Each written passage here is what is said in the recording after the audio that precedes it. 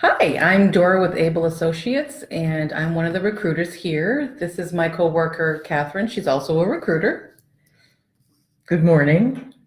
We are actually doing this live stream today for a couple of reasons. The best ones, this would be the best practices for interviews. We're trying to make sure everyone knows that is searching for a position out there when they're going for an interview, what's the best practice. And that, most importantly, is how you will find the best position for you, how you'll sell yourself the best and find what you're most interested in. Tip one of the day would be always bring several copies of your resume when you're out there looking for work, whether it be a job fair or an interview. Always have extra copies on hand. Particularly in job fairs, because there'll be several businesses and you don't want to miss out on an opportunity with the one where you'd be the happiest. So make sure everybody has a chance to get to know who you are. Tip number two, always be prepared to answer any gaps in work history. It's fine if you have gaps, but majority of all employers will ask what you did in that time. So always be prepared to answer. And, many times people have taken some time off. There might be some projects you were pursuing. Maybe you were traveling. Maybe you spent time with family. All of that is fine. People have lives other than just their job positions. So that might even make you more marketable. So just don't be afraid to talk about that and be prepared to be asked about it. Tip number three, always go professionally dressed. We're not talking three-piece suits, high heels, dressy shoes. We're talking button-down blouse, polo shirts, dressy slacks. For some positions, might be some steel-toe work boots, but that would be something that your recruiter would let you know ahead of time if you needed. Yes, just dress, whatever you're interested in pursuing, wherever you're interested in being considered and most particularly hired, make sure that you dress in the way that they need to see you. And that's, you'll get the best chance. Tip number four would be always make time for that interview. It's not a 2 or 3 minute thing, so always be prepared to take some time off to sit down with either the recruiter or the client. It could be anywhere from 10 to 30, 40 minutes, but you do have to have that time out. It can't be that I'm being rushed because I have to be somewhere. So make sure you take enough time that you are able to sit down with someone and talk to them. Particularly with on-site interviews, you'll oftentimes be given a tour. Make sure you have time to see everything so you can gauge whether or not this is going to be for you.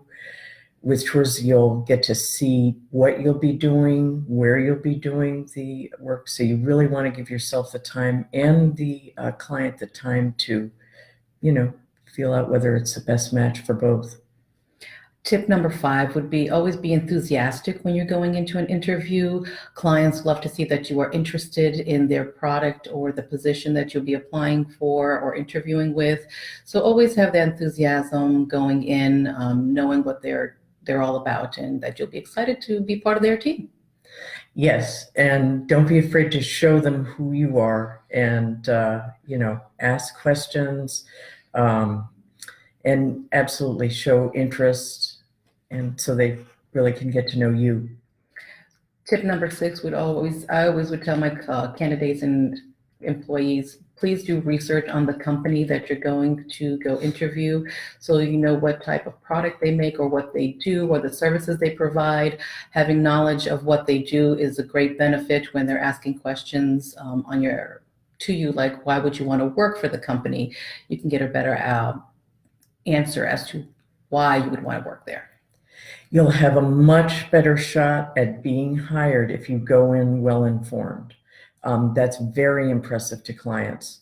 Make sure you know exactly what they do. If they have a specific philosophy about what they're doing and why, make sure you know that too. The more research and understanding of who they are, the better chance you have of being hired.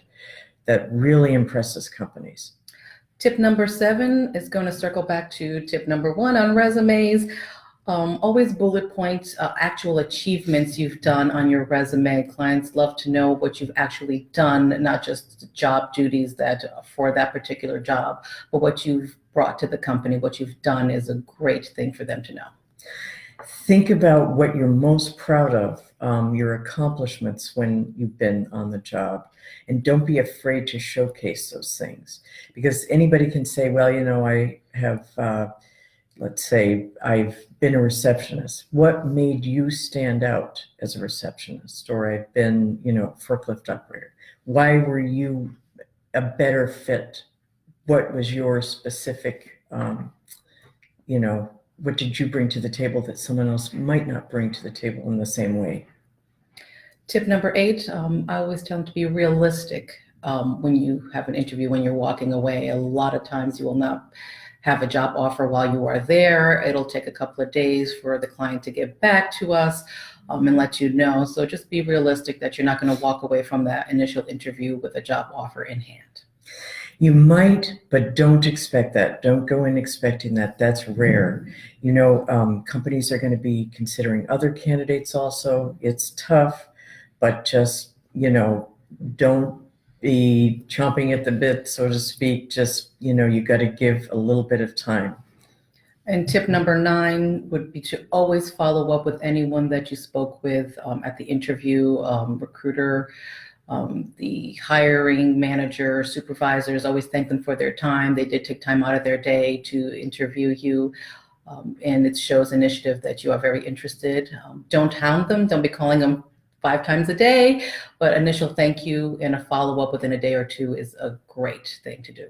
Absolutely. And yes, do follow up. And sometimes people get overwhelmed. So don't be afraid to follow up after a couple of days and, just get the answer that you need.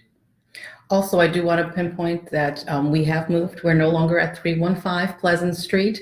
We have moved to 187 Plymouth Avenue, Building 8, second floor. So please feel free to stop by. There are signs pointing to where we are. We are in the same complex, just different buildings. So please call us. If you can't find us, we will direct you. Also, we are both going to be doing some job fairs next week, and we'd love to invite everyone that's watching this. Catherine's going to be at the Fall River Career Center doing a job fair on Monday. I'll be there from 9 to 1. And I will be at the New Bedford Career Center next week on Tuesday from 11 to 1. So please feel free to stop by. Make sure that you have your resumes, and I would love to meet you. I would too. 9 to 1, Fall River Career Center, North Main Street. We'll be doing another live stream. I don't know when, but hopefully soon. Have a great afternoon. Bye-bye.